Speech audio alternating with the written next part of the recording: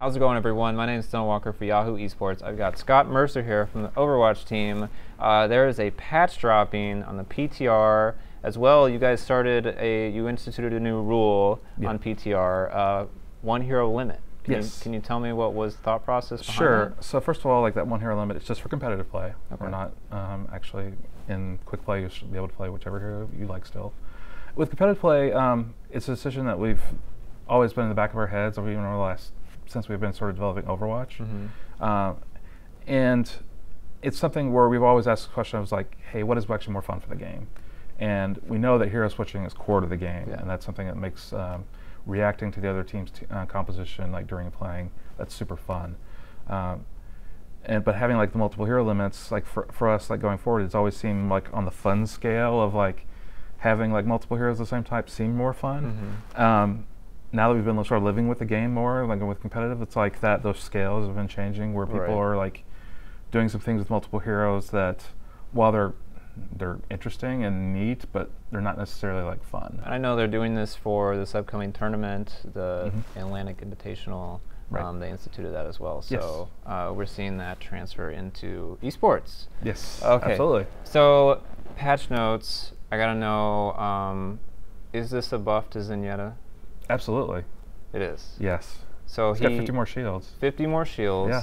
He has his ult now does, instead of 200 healing per second, it's 300. And he moves fast. He moves fast. He moves twice as fast when he's actually using Transcendence.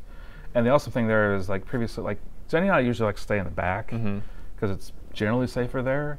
But Transcendence is something where he heals like right around him. So we gave Zenyatta this ability to move super fast to allow him to say, "Oh, my team needs me." It's like you pop Transcendence and then like rush up super fast, get that healing to who needs it, and then potentially even like sort of move back super fast to get back to safety. Is he good now? He's always been good. Okay.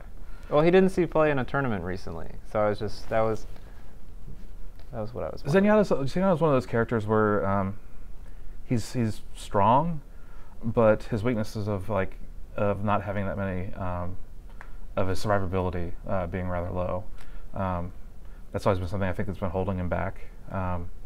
But there's always been one of those things of like, and we might have actually gone too far and actually given him too much of a buff. We'll have to see, because he does a whole lot of damage. Discord Orb is still an amazing ability, especially when there's always like tanks to put it on.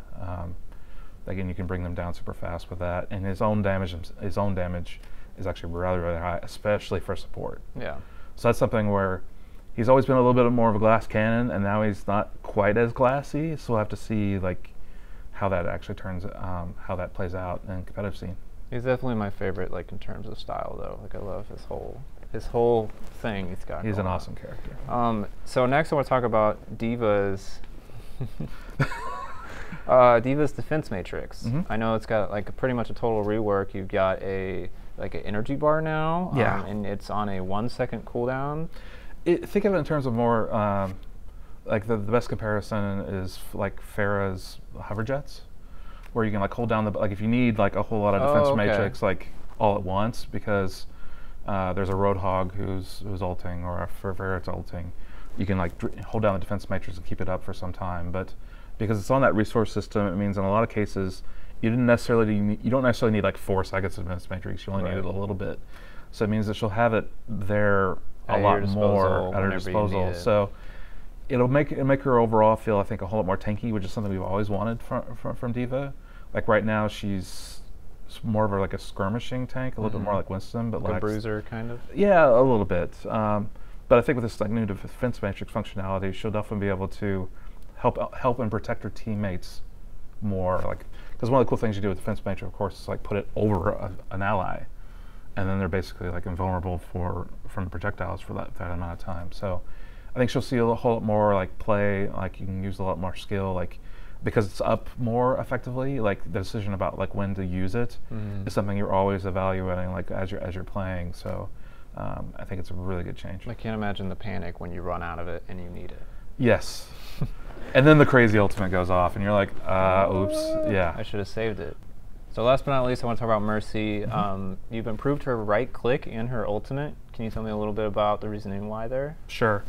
So specifically with the ultimate, something we've seen like from Mercy is that going in for that really clutch resurrection is often a suicide move, right, because then she goes in, she does this, and then everyone looks at her and like blows her away. And something we really wanted to make it where it wasn't quite necessarily so dangerous. It wasn't like a one-way move. So she can now do that while moving. She can use her ultimate while moving, which allows her to